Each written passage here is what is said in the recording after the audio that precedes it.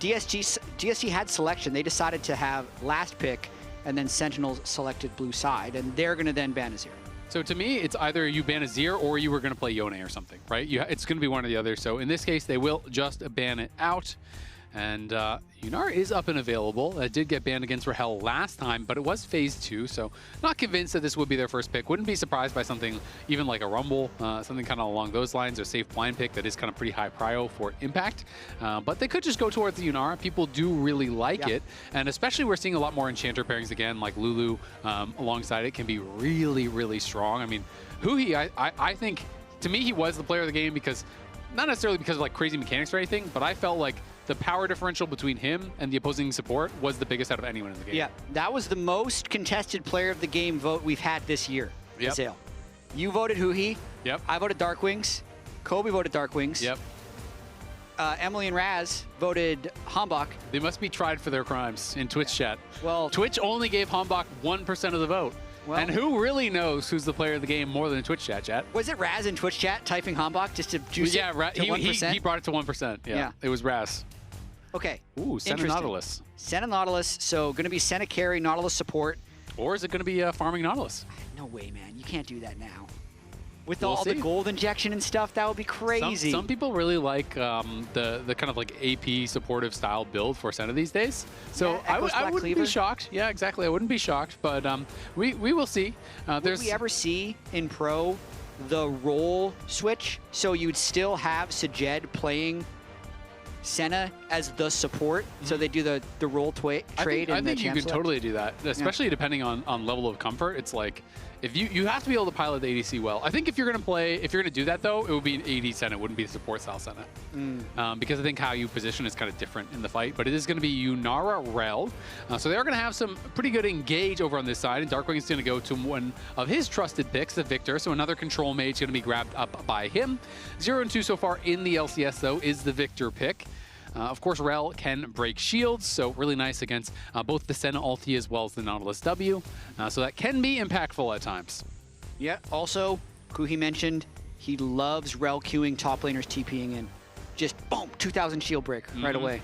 Yeah, that's true. Yeah, exactly. The roll quest gives you that kind of super stairs. It's funny because I talked about, oh, maybe you would leave the Azir up if you want to play Yone into it. Callme's just going to do it into Viktor, which is probably just an even easier matchup. Probably even better.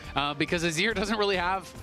You know, it's harder to get into Azir, than it is to get onto Viktor. Viktor has a lot less mobility, so you can look to try to put some dive in onto them. And we'll see what they're going to draft alongside it. Obviously, divers can be great with Senna because you have that support from the Senna flying in the backline. If he is AD, you have the additional damage as well, not just that shielding. Yeah, I love Senna when there's more people that can be in front of you to just get max efficiency out of RQ. So far, I've been a big fan of DSG's drafts. I was a big fan of the confidence of the Blitzcrank. It ended up that literally any other champion probably would have been better than the Blitzcrank in that specific game, but I still loved the confidence and the fear behind it. It peaked in Champ Select. It did. It really peaked in that moment. It peaked in Champ Select. Like, oh, Blitz, okay. Yeah, and then the 35 minutes of, oh, Blitz. Which we had Seraphine right now. But they're going to be going back in on the Nautilus. And it will be fun, definitely. I like the draft so far from DSG, but there's a lot more consistent DPS over on the other side. So you are going to have to be really on point with your engages. You know, when you are thinking about the ability for a Senna and a Yone to put out DPS compared to that of a Viktor and Yunara, it's not really too comparable. It's kind of all about that one shot. A couple bans going in towards HamBak as they're targeting a lot of these AD junglers that have already been taken out. Already 4 AD junglers have been played. Now they're going to be double banning some of those AD junglers as well as the Vi on the other side. So 7 AD junglers now taken out of the pool. There, of course, still are things like Lee Sin and some of the kind of less popular options, but everything that HamBak has played so far, this split is banned. Yeah, and some big-time target bans flying out at Kryra as well with his Zac pick, which he's played in Tier 2, but the IVern hasn't been done, so he's already dipping into his pool. This is one of the things he does. When you're talking about him kind of looking up to Inspired, like, part of that is also the other picks that Inspired would be able to pilot. Kryra's been able to pilot as well.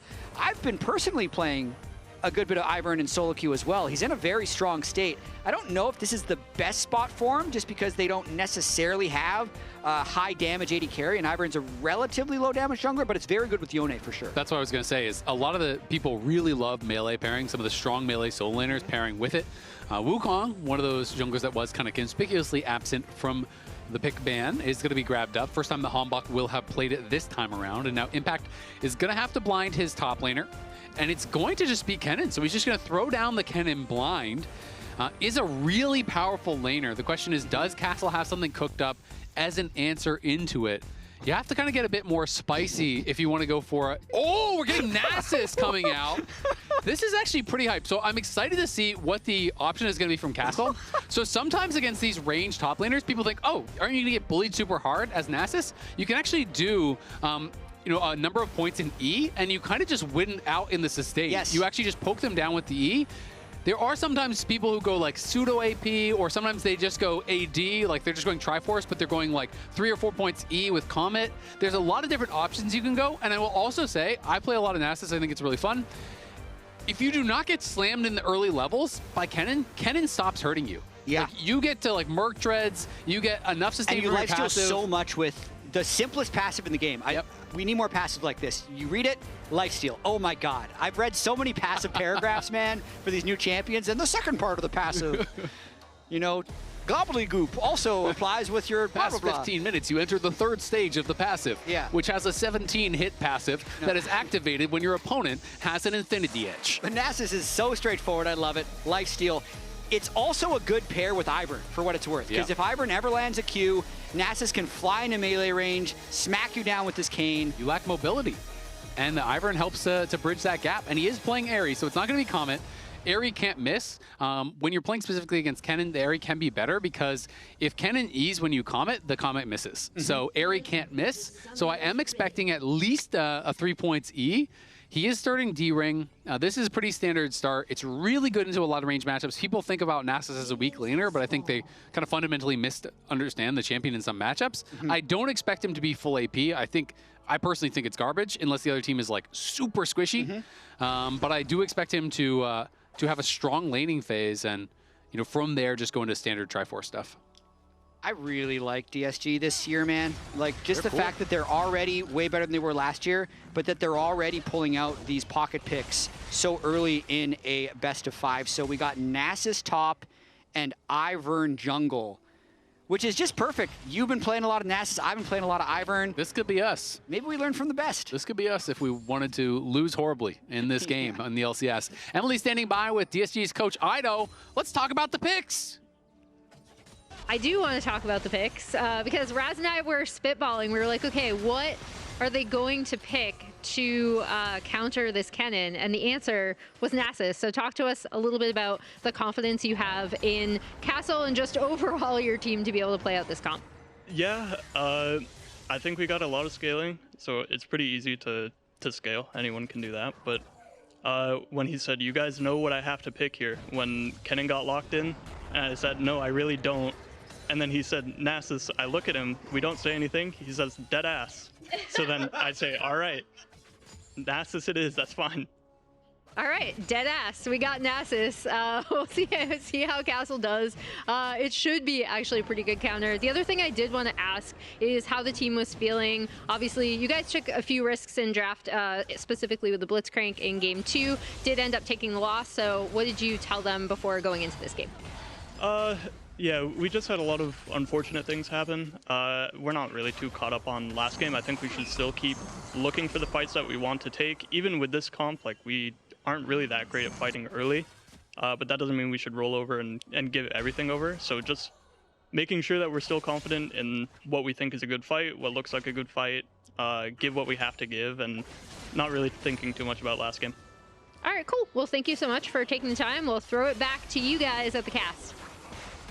As Callme looking to try to get aggressive here on a DARKWINGS with Cryra. He had been getting bullied pretty hard in this 1v1. So Cryra, you have that super fast clear on the IVern, and these drive-by ganks are great. Yeah, absolutely. Only using one smite, still full clears his jungler, 6 camps in the time that it takes HamBak to kill 5. So that allows him time to have one free turn. since there was such insane bot prio from Sentinels, he knows he's going to end up taking top crab, gets a gank in the meantime, really helps Callme a lot in that lane, and then still manages to get his own crab. huhi is baiting them. HamBak was behind him, and huhi was walking forward, pretending he did not know that he could get engaged on. Lyonz hooks in, so he does lose his flash for the exchange. It does mean HamBak has a pretty delayed base, though, and now huhi's going to flash in. Lyonz has no flash, so Sajed trying to keep him alive, but he's not going to be able to do it. You have to think HamBak gets the kill. Kryra has arrived. Can they chase them down and get something back? It doesn't look like they can. And Lyonz falls for first blood. HamBak picks it up. huhi playing very well these last 2 games. Context switching as well between the Seraphine and the Rell right there.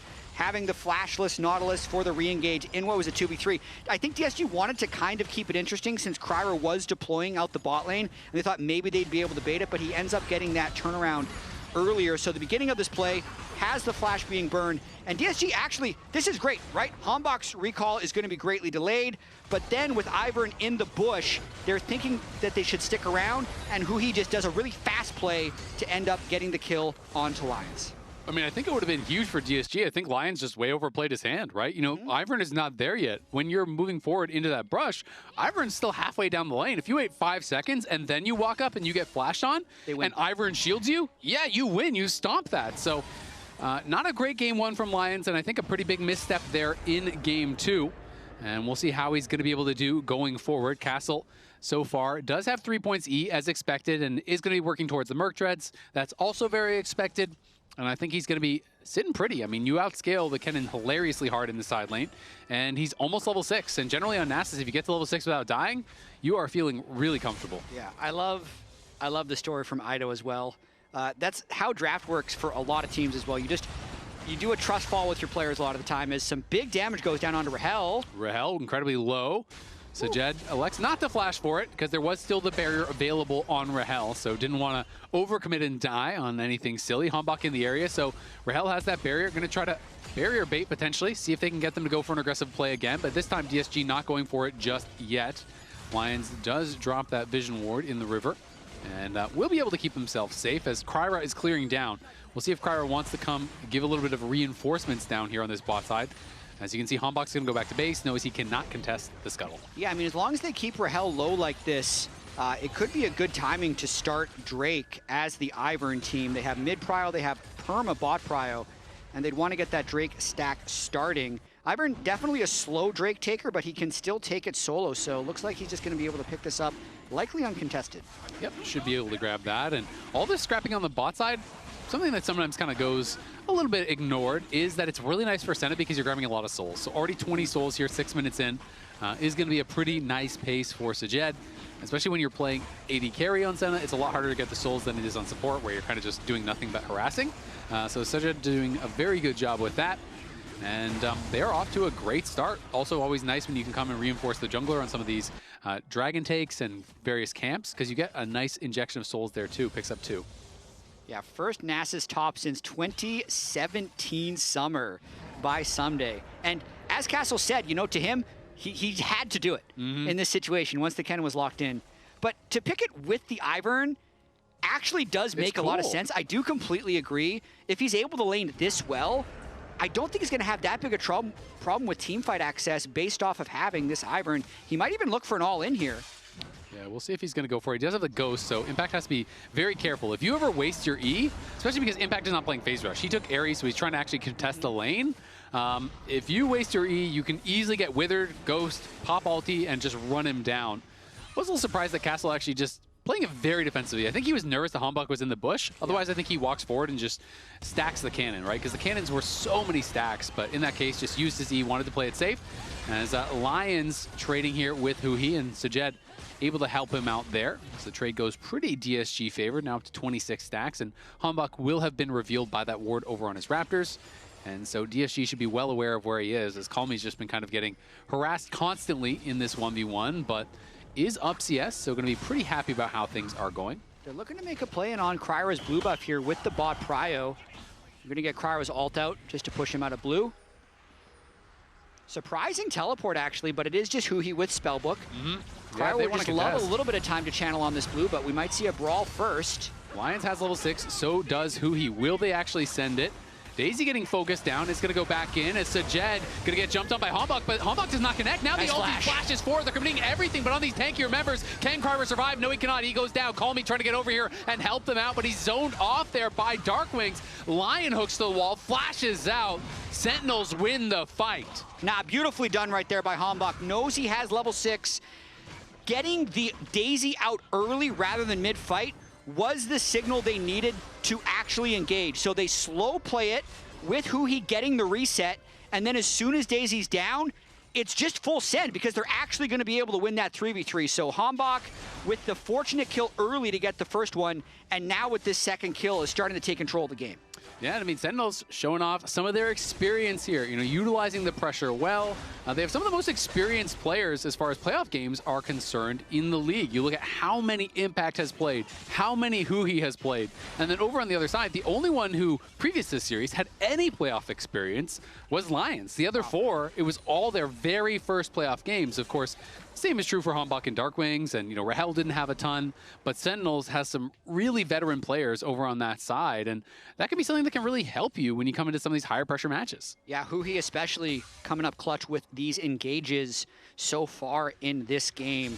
I want to talk quickly about the IVern as well, though. Just, I think correct runes right here. Glacial Augment, as well as Resolve secondary for the extra heal and shielding. He's got the cashback as well, since your items, you build so many of them, you end up getting to like your 3 and 4 item power spikes very quickly, since you're kind of building all support items.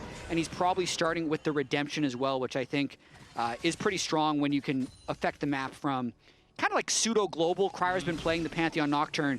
Just throwing a Redemption down from the jungle can have a similar effect on a lot of skirmishes. Yeah, it can be really strong for sure.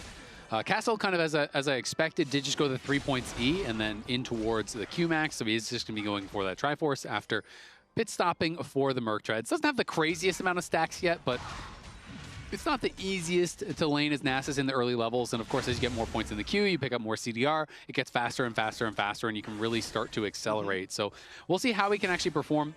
The trick with Nasus is always, can you actually connect on your targets later on in the game? We know Nasus is always a beast in the side lane, but there is a lot of disruption. There is a lot of CC. You know, there's the W from Viktor. There's, you know, the stuns that are going to be coming out in the knockups from the Wukong, from the Kennen, from the Rell. There's a lot of kind of annoying things. But that being said, even if you just kind of get down your Wither on Rahel, that is such a significant DPS loss for Yunara, who is pretty much purely auto-attack based. Yeah.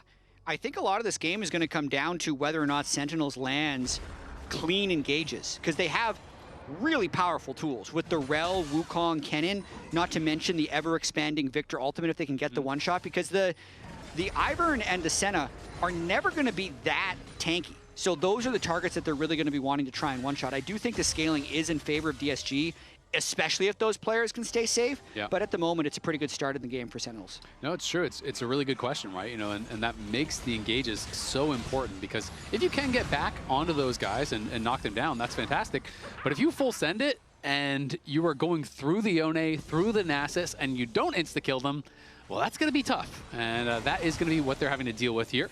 As you can see, the role quest complete there for Castle, who pretty much doesn't care about anything Impact does anymore at this point. Really the only limiting factor, and this is kind of one of the weak points of these kind of Emax builds, is you spend a lot of mana. So Castle sometimes is just going to run out of mana. He's going to have to base and push that out. And that can be one of the difficulties. A little surprising, though, the Castle immediately teleports back to top lane, so Impact now has TP advantage, and that means that DSG has to concede this second Drake. It is a Cloud. It is going to be traded for some camps on the other side of the map, so I think overall DSG is okay with that. But when you have the Redemption completed on IVern, that's one of your bigger power spikes. I think it's just the fact that Wukong is on Triforce, and that's a big way to lose the game as well.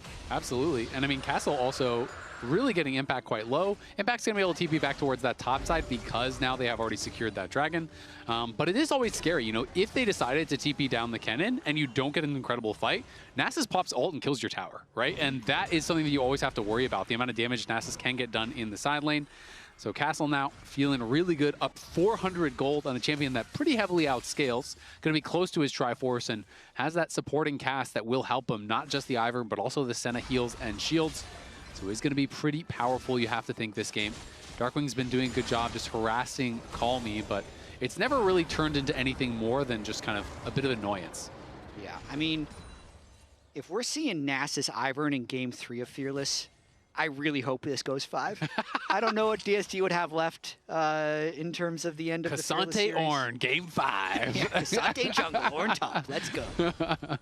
Oh, we decided to unban Azir. You get that too. And we can bring up the Corki. Yeah, but no, I agree. I mean, it's fun. And Castle's always been one of those players. I've talked to him a little bit about picks in the past, and he loves solo queue data. You know, some players think win rates mean nothing in solo queue. Some players are saying, ignore it, it doesn't matter at all. I play what feels good. Castle loves going and looking at the data and seeing what the niche items and counter picks are, and he loves prepping that stuff. I think he's really into it. So he believes a lot in that. And so it would not surprise me to know if statistically this is one of the better counter matchups. And it's cool to have players that have the confidence to bring this stuff out, because I do think it's underexplored. And I think combat summoners as well are pretty underexplored as far as top lane this season. We got to see Photon doing it a little bit, you know, bringing out the Ignite Kennen, the Ignite Renekton, I believe it was, another game. And so he's done a couple different things, which is kind of fun to watch. Very cool. 273 on the Nasus stacks so far. We got only 42 on the Senna. It's become a little bit less spicy of a lane since they started losing. And Huhi's up here. Yeah, Huhi can be a bit annoying, but not enough damage, obviously, to take him down. I mean, if you fully commit there, he is just going to heal up. You can also see Impact is going in towards Gunblade, because he knows if you don't have some sustain, he's just going to slowly lose the side lane very heavily to the Nasus. So his option is, all right, I go Gunblade. That is a trade-off, though. There's not like there's no cost to that, because you're not as powerful in the team fights, I feel, as we're going to see HamBak going in on Callme. Gets a nice little chip of damage, but DARKWINGS hadn't quite arrived with the TP, so just going to take that chunk of damage and be happy with it. Some IVern side effects as well, just the easy double buffs on the mid laner this early on into the game from the buff sharing passive. Also going to be annoying for DARKWINGS to deal with, since he was winning that lane against Callme a little bit. Doesn't seem like he is anymore. But I'd say that Kryra is definitely in a defensive jungling pattern right now, especially after losing that blue buff fight about 7 minutes ago to HamBak. So staying out of the river, really just trying to keep his camps on cooldown and waiting until they hit a few more power spikes. They know they have the scaling here. For as exciting as Nasus, IVern are to us for the novelty, I think they are equally as boring in terms of their play pattern. Yeah, they definitely can be. And I mean, you're playing Nasus Senna, two champions with infinite scaling, right? So true. If the game goes slow, you're fine with that. The question is always, do you have target access? Because in theory, you can get 10,000 stacks on Nasus and then never hit anyone die, right? You know, it's unlikely, of course, but there's still a lot of scaling power on the other side too. Yunara, Viktor, really powerful carries in those late game stages, and lots of CC and disruption here for the Yone as well as for the Nasus. And Sentinel's slowly building up this gold lead, and yeah, it's great. You can scale, you can stack, but if you fall too far behind, it's not really going to matter. And it is closing in on that 2,000 gold lead. Is Callme getting a pretty nice trade here. The barrier is going to get popped. He actually committed to it, and the redemption almost finished him off. And now the Senna ult just knocks him down. Rahel did not react, did not flash out. And what I thought was going to be a quick little trade ends up being a kill. And now Castle going to pop the ulti here. Will he goes for it? Not just yet. HamBak coming in now, going to pop the ghost here, but he is in the 1v2. Can he make it happen? I don't know that he's going to have the damage, but he is getting impact quite low, slowing him down. One more Q might do it, but he doesn't get there to finish the job. Impact barely survives as HamBak bails him out, and they get a kill on the Nasus. Oh man, that was almost such a positive play for DSG, but HamBak is there for when Castle gets bored. He could have just continued to queue the minions, but he thought that was the time to go in. Nothing I could do. No eyes on the Wukong whatsoever, so HamBak in a position to carry this game right now, 3-0-0 on the Wukong. Watching this one more time, though, you could see Rahel was feeling very confident because they kind of had Callme in this 1v2, but then when huhi gets pushed out, he goes for a powerful trade, and here's these pseudo-globals, right? The redemption at first. I think he thought he was far enough. Oh, he tried to RE. He died on the R cast. He tried to RE. That's what happened. So yeah, his R's on cooldown now. Yeah, so he tried to actually RE there, so that's why he didn't flash. He thought he had the time to do it, but now they're actually catching HamBak. If he goes down, that would be punishing, as he has a big bounty. Huhi gonna flash over the wall with HamBak, but can they continue the chase? I think they can. Now the TP coming in there from behind. The long as fight. Nasus is gonna be behind them. They're gonna try to use the Rift Herald maybe to get out of dodge, but there's the route over on a HamBak. HamBak getting focused down. Castle almost knocks down Huhi, but he's going to get CC'd up. Wukong gets into the Herald. Can all of them get out? It looks like they just might be able to do it. They're trying to finish off with a smite, but they couldn't. And Sentinels get away with no health. I can't believe DSG killed no one. It ends up being a really good trade because they got plates on the mid lane as well. Sure, it cost the Herald and they get some counter jungling. Oh, good sidestep. Okay, he has redemption. Very low. He shortcast the redemption. And HamBak gets out. Yeah, it's a tough skill shot to hit there. That redemption didn't actually land it. He misplaced it pretty badly. He just needed to put it behind him and try to force him into him. Callme in some trouble on the side. Will be forced to use his ult defensively as the double solo laners here from Sentinels going to be pushing up, but at the same time, Castle farming some plates on top side, so Callme pushed back to base. You have to feel like they probably could have killed him, maybe with that redemption, but not going to be able to do it, unfortunately, and got to be a frustrating moment there for DSG. It looked like they were going to get 1 or 2 kills for sure. Instead, they get none. And they're also not set up at this Drake again, so it's probably Infernal Drake going over to Sentinels. There's no redemption. They burned a lot of their summoners in that extended fight top lane, but Callme thinking about going for DARKWINGS. They'd be very late on this fight if they decide to engage on it. Yeah, Callme missing most of his abilities there, unfortunately. So is going to have to just kind of take the L on that trade. Once you get Blade of the Ring King, as well as these upgraded Berserker Greaves, it can be quite powerful. Let's watch this fight one more time. It looks like they had Sentinels cornered. Yeah, so Castle's cutting off huhi DARKWINGS, but then Lyonz and Kryra kind of commit to trying to finish off HamBak before he gets in the Herald. So once he's in the Herald, you're kind of not doing anything. I'd say if Sajed and Kryra had all in on the Viktor Rell earlier, maybe they get one of those kills. And if they do a little bit more damage to the Herald, they could get this kill as well. The extra chase is the one that cost them, because I feel like if they deploy down for Drake now, maybe they can control it. But Kryra takes the plant over. Nice sidestep by HamBak. And then Kryra just doesn't place redemption deeply enough. He could have cornered him most likely to get that kill. And deep breaths for HamBak, protecting that bounty on Wukong. Yeah, I feel like if you just put the redemption fully below, so like the top lip is just barely touching him, he can't walk down or he'll probably die to the redemption. I mean, he basically has to flip it and say, I hope I don't die to the redemption, because if you stop, you just get autoed to death because you have no health. So I do think that was a misplay from Kryra. HamBak opening up a pretty big lead here now, and is going to be happy about his position in the game. Callme has been relatively quiet on the Yone, has been getting involved here and there. Sajed, though, up to 55 stacks, 432 for Castle. So this has really started to accelerate. He is getting to that frightening point where if he connects onto his targets, he's going to get a ton of damage. He's not going... Oh, he's not going for it. Rahel just flashed. That was a misclick. That was a misclick for sure, unfortunately, as Rahel now going to be minus splash, and they saw it, so they could full send it on him. But yeah, Castle's not going Sundered Sky or anything crazy. He is going to be going in towards the Spirit Visage second, taking the more kind of moderate approach. And also, he's up against 2 AP solo laners, so makes sense to just have a little bit of MR and really delay this game a bit through split pushing. It definitely feels like DSG has been making a few misplays, and Sentinels has been capitalizing, especially when HamBak has been in the right position. But even with all that, 1,000 gold and 1 Drake, I'm still feeling like the Senna IVern Nasus probably has it. It's just hard to say, though, because we see these combinations of champions so infrequently in pro play. So if the coordination of Sentinels hard engages can just one-shot the IVern and the Senna before the fight extends, it's not going to matter. But it just feels like with the locket from the Nautilus and just a little bit of burst protection, if you can get through to the first redemption and the IVern shields and the Senna heals start kicking, it feels like they're just going to be this unstoppable machine later in the game. There's one of these other things that people obviously think about the Wither a lot, but there's a lot of armor shred on the Nasus E, and then there's Black Cleaver armor shred, and your triple physical damage carries, right? You have Senna, you have Yone, you have Nasus. So there's going to be, you know, a lot of reduced armor, which actually is quite impactful here. They are going to be pummeling some of these carries if everything is on them and they're looking for it. And back, great sidestep there.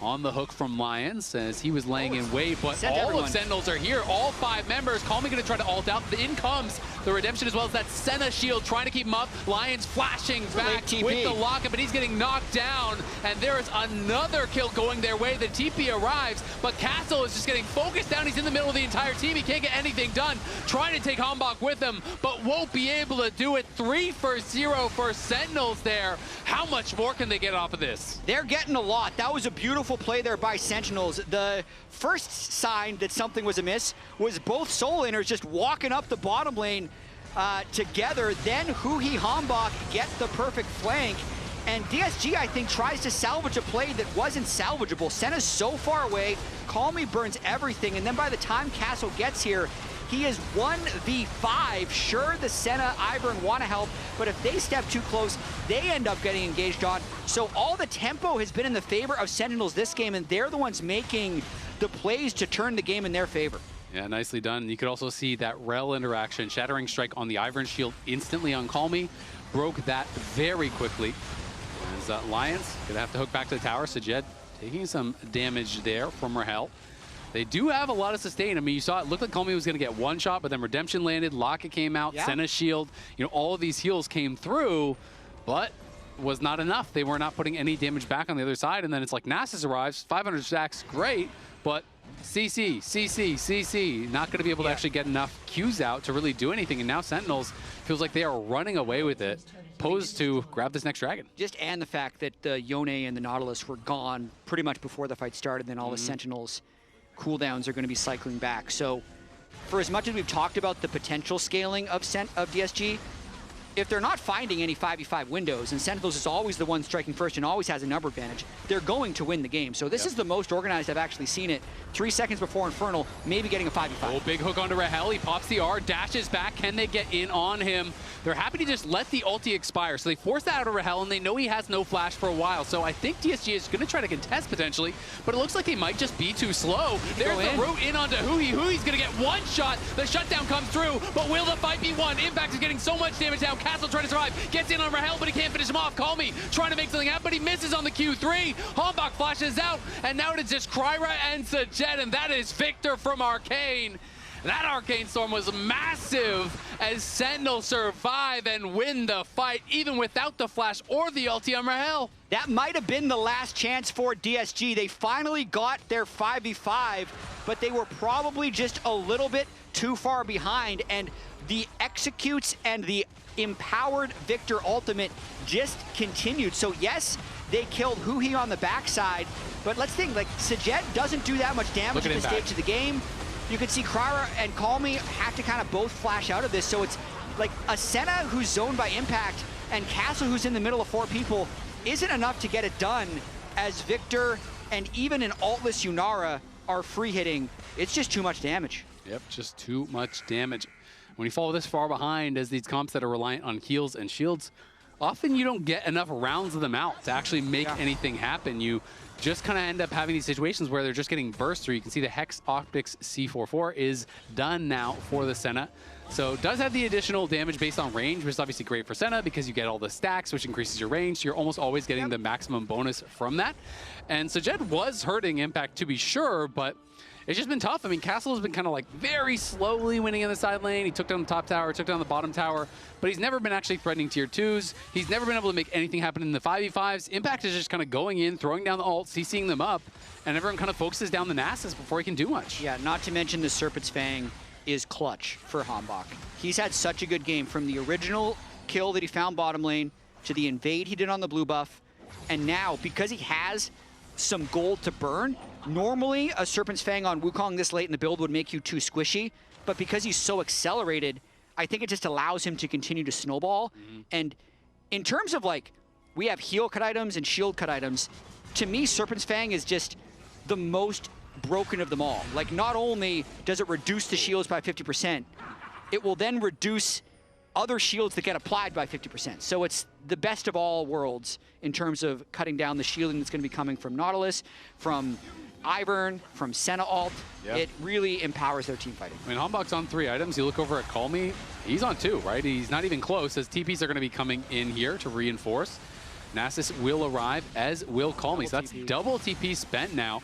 Feels like DSG is going to have to get something, otherwise Impact's just going to go set up in the side lane. I mean, they did get the ult out of Rahel, they got the TP out of DARKWINGS, but now it is TP advantage for Sentinels. So Impact can go and look to set up a push in the side lane if he wants, but right now he's considering, can I find an angle for an ulti here?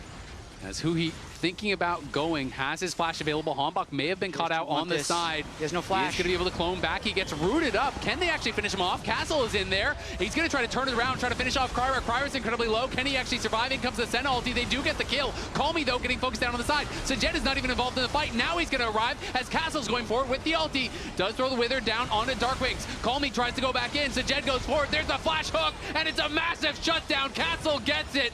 Finally, DSG come up with a huge pick, and they're going to get Baron very likely off the back of this as well. I think this is the solo queue slingshot. They're going to be even in gold after this Baron. It all starts with HamBak, no flash. So they see one window, they just all commit to him, burn everything to try and get this Wukong, because if they don't get burst, that's when the heals and shields can really start turning on. Getting that shutdown at the start of the fight means there's not enough damage to one-shot the big Nasus, who then sits in the middle of the team. And watch this flash hook from Lyonz. They know they need to catch him. Flash barely tags him with the lollipop on the hook. Gets the shutdown for Nasus. They get those kills. That is critical. And Golden Glue knows this game, they slowly built up the lead more and more and more and more. They were in a position where it felt like, okay, you're finally in control.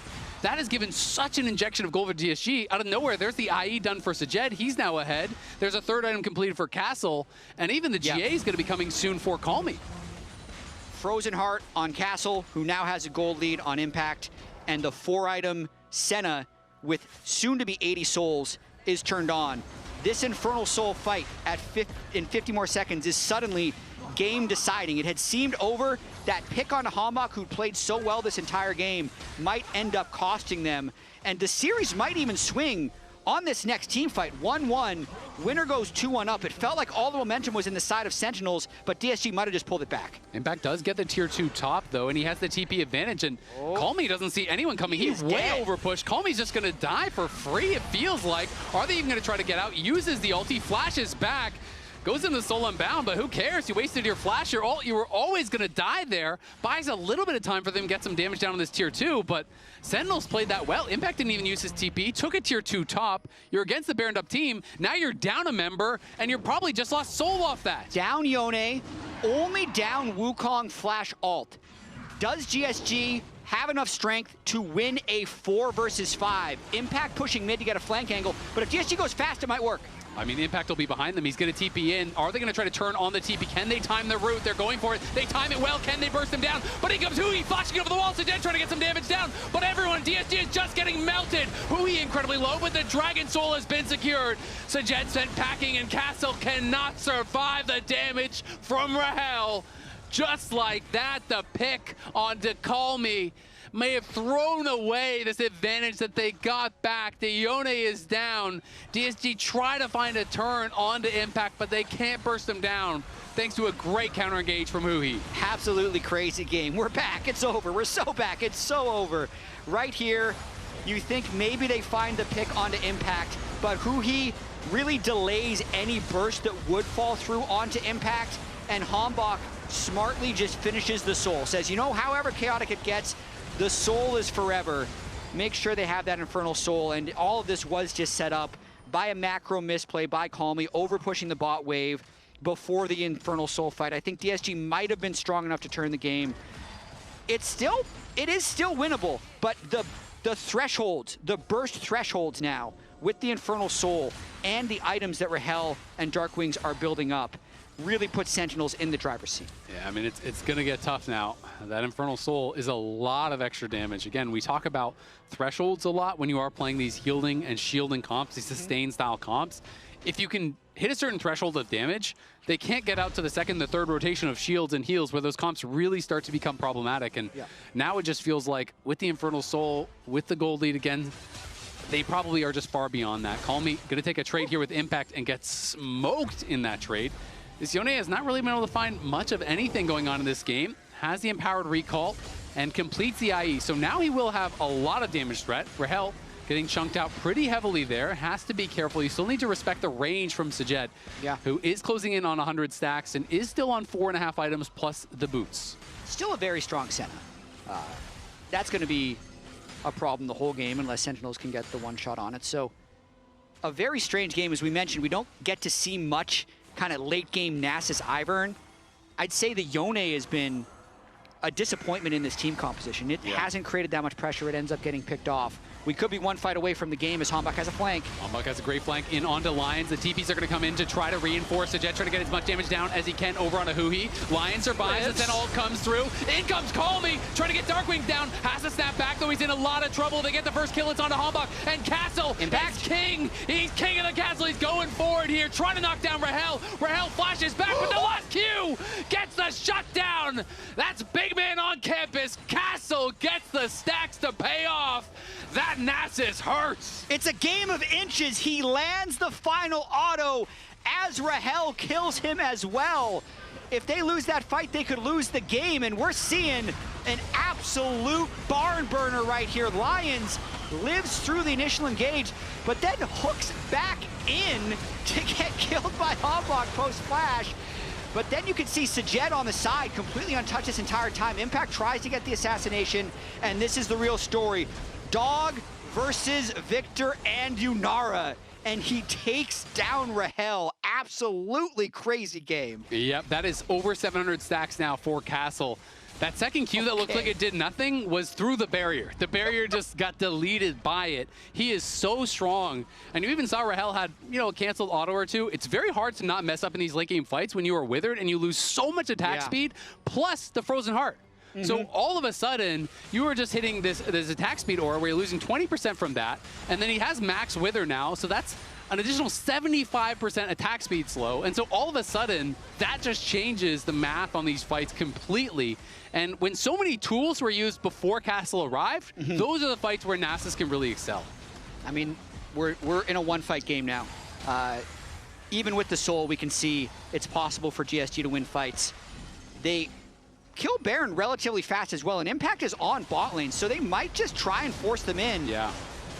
They're going to try to get his TP at the very least. They see him on that ward, so they see him moving up now, and they're trying to hunt out for any sort of flank location. He's going to be TPing in to join the team. The Baron down to about half HP. Callme looking, does land the knockup onto just huhi. Baron shred. Gonna have to snap back, but they're looking to try to just finish this. Sen ult comes over the top. Look at HamBak. He's pushed out. HamBak can't join the fight, so they lose the Baron. There's the root over on a huhi. The hook is going to land on a DARKWINGS. DARKWINGS in a lot of trouble. The first kill goes the way of DSG. Here comes Castle. He's stunned up, but not for long. The CC is going to expire. Oh my God. So are Sentinels. It's a triple there for the Senna, and it's Castle crushing through the fight. The ace for DSG, and they just won the game. When we talk about infinite scaling, apparently it's actually infinite scaling. Through the Infernal Soul, they just 5v5 start the Baron, and then annihilate Sentinels to go up 2-1 in this series. Sajed in the end ends with 7 kills on the Senna, and they're going to go up 2-1 in the series, Azael. Sajed and Castle, the scaling well and truly online. Nearly 800 stacks on the Nasus, nearly 120 on the Senna. A deathless game for Sajed and Castle. Even with all that CC in the late game, they couldn't burst them down. And once he accessed the backline, he just crushed them. What a turnaround, and what a series we're having. Infernal Soul doesn't matter. Early game goalies don't matter. Lounge, what actually matters here? Woo! Wow. Scaling, baby. Nasus. Who likes stacks? Who likes stacks? Senna and Nasus. Oh my God. I just love the story of them in draft too, right? Where like this does, Jatt is right, this does come down to a lot of drafts where it's like a player is like, look, I have an That was a hypey game, boys. That was a hype.